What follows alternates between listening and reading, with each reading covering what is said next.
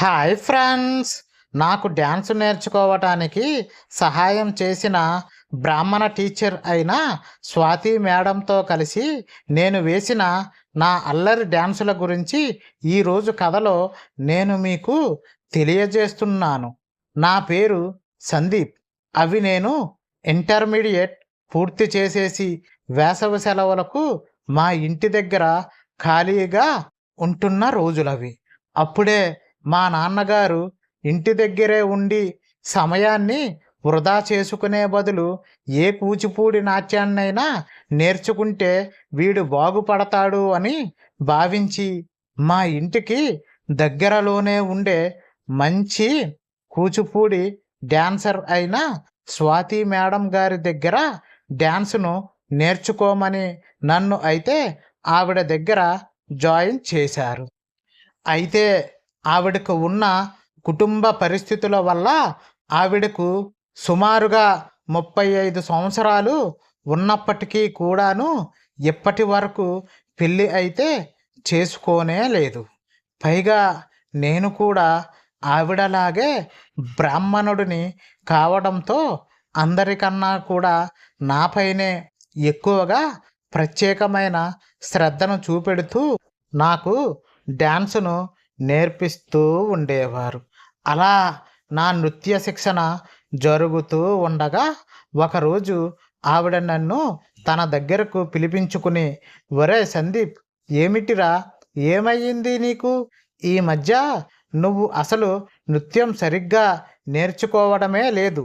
దయ్యంగాని నీకు పట్టిందా ఏంటి అంటూ నన్ను చాలా కోపంగా అయితే మందలించడంతో ఆ మాటలను విన్నా నేను, అయ్యో టీచర్ గారండి, నేను బాగానే ఉన్నానండి, నేను పూర్తి శ్రద్ధతోనే ఏకాగ్రతతోనే నేర్చుకుంటున్నాను అంటూనే, అయినా ఏమండి, నేను బాగా చేయటం లేదా అని తిరిగి తననే ప్రశ్నించాను. వెంటనే స్వాతి టీచర్, నీ బొందలా ఉందిరా నీ డ్యాన్సు, నువ్వును నీ పైచెమ్మును ఎక్కువగా టీవీలో వచ్చే నూతన కవ్వింపుల డ్యాన్సులను కానీ చూస్తున్నావా ఏమిటి వెధవాయ్, దేనికి పనికి రాకుండా పోతావురా బడుద్దాయంటూ నాకు 4 చివాట్లను అయితే పెట్టసాగింది. పైగా నువ్వు మీ ఇంటి దగ్గర ఏం నేర్చుకుంటున్నావో, పైగా టీవీలో కూడా ఏమేం చూస్తున్నావో మీ అమ్మని అడిగి తెలుసుకుంటాను ఆగు అని నన్ను చాలా తీవ్ర కంఠస్వరంతో అయితే బెదిరించసాగింది. అలా ఆవిడ మాటలను విన్న నేను, అయ్యో లేదు టీచర్ గారండి, నేను నూతన పాశ్చాత్య సంగీతాన్నే నేర్చుకుంటున్నాను కాబట్టి ఆ సంగీతాన్నే చూస్తాను తప్ప మీరు చెప్పిన అలాంటి అప్రాచ్యపు పనులను చేస్తానా చెప్పండి? నేను మీ శిక్షణలో పెరుగుతున్నానండి. మీకు నా గురించి అటువంటి భయం అక్కరలేదు అంటూనే మీరు నిశ్చింతగా ఉండండి అంటూ ఆవిడికి నా సమాధానాన్ని అయితే చెప్పాను. దాంతో నా మాటలను విన్న ఆ స్వాతి టీచర్ మాత్రం, ఏమోరా, నిన్ను అయితే నా కన్న కొడుకులా చూసుకుంటున్నాను. నీకు నాట్యంలో నాకు తెలిసిన అన్ని ముద్రలను, హావభావాలను కూడా నేర్పుతున్నాను. కాబట్టి నువ్వు వాటన్నిటినీ బాగా నేర్చుకుని ఎలాగైనా సరే మంచి వృద్ధిలోకి రారా అని చెప్పడంతో, అలానే టీచర్ అని చెప్పి నేను మరలా నా నాట్య సాధనను అయితే తిరిగి ప్రారంభించాను. అలా కొంతకాలం గడిచిన తరువాత ఒకరోజు మా ఇన్స్టిట్యూట్లో ఉండే స్రవంతి అనే అమ్మాయితో నేను కలిసి నాట్యాన్ని చేస్తూ ఉండగా ఆ రోజు ఎందుకో గాని తన అందాన్ని చూస్తే ఉన్నట్టుండి ఒక్కసారిగా నేను నన్ను మైమరిచిపోయి నా ఆలోచనలను అదుపు తప్పడం వలన నేను నా నాట్యం మీద పూర్తిగా దృష్టిని అయితే పెట్టలేకపోయాను. దాంతో ఆ విషయాన్ని అక్కడే ఉండి గమనిస్తున్న మా స్వాతి టీచర్ నన్ను తన దగ్గరగా పిలిపించుకుని, ఏమిట్రా సందీప్, నువ్వు చేస్తున్నది, నువ్వు పలికే ఆ భావాలు ఏమిటి, ఆ పాట చరణానికి వచ్చే భావాలు ఏమిటి, అసలు ఏమైనా పొంతనగాని ఉన్నాయిరా వెధవాయ్ అని నన్ను తిడుతూనే, నీకు ఇలాగేనా నేను నేర్పించింది, నువ్వు రేపటి నుంచి ఒక పని చేయి, తెల్లవారుజామునే మా ఇంటికి వచ్చి తగలడు, నీకు ఒక్కడికే మరలా ప్రత్యేకంగా చాలా శ్రద్ధగా అయితే మరలా మొదటి నుంచి నేర్పుతాను, అప్పుడు ఎందుకు రాదో డ్యాన్స్ నేను చూస్తాను, నా ముందే నీ ఆటలురా హనుమంతుడి ముందే కుప్పిగెంతుల్లా ఉన్నాయి అంటూ నీ తెక్కని రేపటి నుంచి నేను వదలకొడతాన్రా చూడు అని నాతో చాలా కోపంగా అయితే చెప్పసాగింది.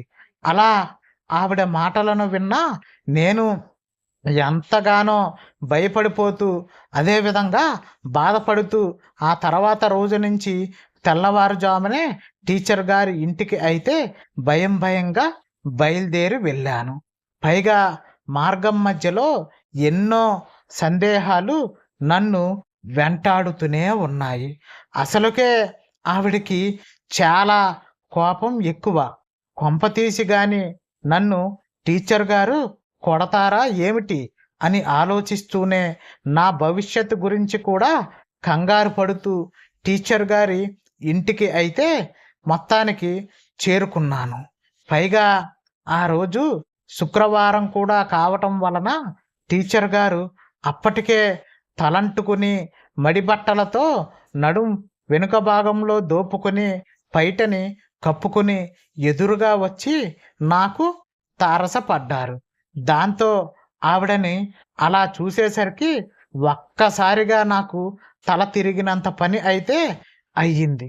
ఎందుకంటే అప్పుడే నేను చూశాను మా స్వాతి టీచర్ గారి అసలైన అందాన్ని. ఒక్క మాటలో చెప్పాలి అంటే నడిచి వస్తున్న రతీదేవిలా ఉందనుకోండి. ఆహా, ఏమి అందం, ఏమి వర్చస్సు, తన మేమి ఛాయలో సూర్యుడి కాంతి కూడా ఎందుకు పనికిరాదు అన్నట్టుగా ఆమె ఆ పూట దగదగ మెరిసిపోసాగింది. అంతటి అందం ఒక్కసారిగా నా దగ్గరకు వచ్చి ఏదో అడుగుతున్నా కూడా నాకు చలనం అయితే కలగలేదు. దాంతో ఉన్నట్టుండి మా టీచర్ గారు సందీప్ సందీప్ అంటూ గట్టిగా అరిచేసరికి అప్పుడు నేను తేరుకుని హా చెప్పండి టీచర్ అంటూ నా సమాధానాన్ని అయితే ఇచ్చాను. వెంటనే టీచర్ గారు, ఏమిరా వెధవాయ్, ఎంత ఆలస్యం అయ్యింది, పైగా మొహం ఏమిటి అలా ఆవదం తాగిన వాడిలా పెట్టావు, ప్రాతకాలానే హుషారుగా ఉండాలి కదరా పిడుగాయ్ అని నన్ను అనడంతో నేను ఏమీ అక్కడ మాట్లాడకుండా మెల్లగా నా తలదించుకుని నెమ్మదిగా డ్యాన్స్ స్కూల్లోకి అయితే వెళ్ళిపోయాను. అప్పుడు మా టీచర్ గారు మడితో తులసి మొక్క చుట్టూ ప్రదక్షిణలను పూర్తి చేసేసి అప్పుడు నృత్య భంగిమలను ముద్రలను నేర్పించడానికి అయితే నా దగ్గరకు వచ్చారు. అలా ఆవిడను నేను చూసేటప్పటికీ ఉన్నట్టుండి ఒక్కసారిగా నన్ను నేను కంట్రోల్ చేసుకోలేక మా స్వాతి టీచర్ని అయితే గట్టిగా వెనక నుంచి కౌగిలించుకుని వాటేసుకున్నాను. దాంతో వెంటనే మా టీచర్ గారు, ఒరేయ్ సందీప్, ఏమిట్రా నువ్వు చేస్తున్నా ఈ పిచ్చి పనులు, అయితే ఇదే అన్నమాట నీ ఏకాగ్రత లోపించడానికి అసలు కారణం, అయితే నువ్వు ఇప్పుడు తోడుని కోరుకుంటున్నావా, లేత బెండకాయ వెధవా, ఏంటిరా ఇది, మీ అమ్మకు చెప్పమంటావా, తల్లి వయసున్న నాతోనే అటువంటి పనులను చేయటానికి చూస్తావా అని నాతో అనటంతో నాకు చాలా భయం వేసి వెంటనే మా స్వాతి టీచర్ గారి కాళ్ళపై అయితే పడి, అయ్యో నన్ను అపార్థం చేసుకోకండి టీచర్, నన్ను క్షమించండి అంటూనే నా మనసు ఈ మధ్య ఎందుకో గాని బాగా అదుపు తప్పుతుంది.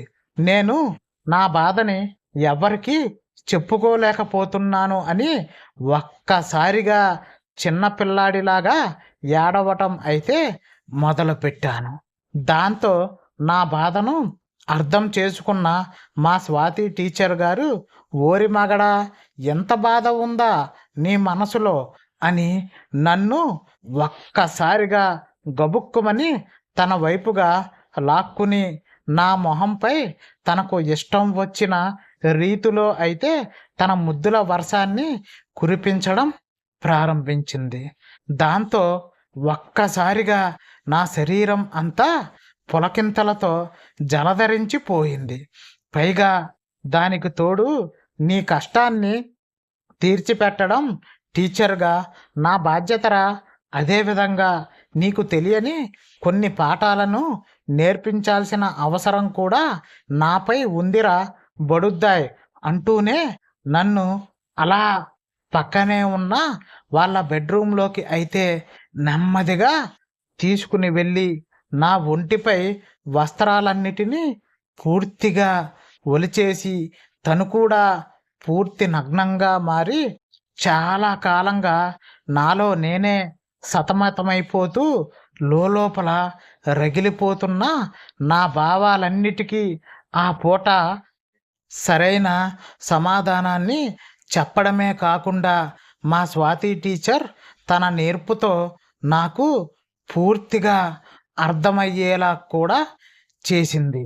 పైగా నాకు డ్యాన్సుతో పాటుగా అనేక రకాల ఆసనాలను కూడా నేర్పించి నన్ను ఒక పరిపూర్ణమైన వ్యక్తిగా తీర్చిదిద్దడమే కాకుండా నన్ను తన ప్రియ శిష్యుడిగా భావిస్తూ ఎప్పుడూ కూడా నన్ను తనతో పాటుగానే అంటిపెట్టుకుని నిరంతరం నాతో ఆ ఆసనాలను ప్రాక్టీస్ చేయిస్తూ ఉండేది.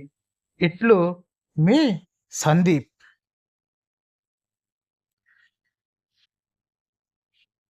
ఓకే ఫ్రెండ్స్, మా వీడియో కనుక మీకు నచ్చినట్టయితే లైక్ చేయండి, షేర్ చేయండి, సబ్స్క్రైబ్ చేసుకోండి.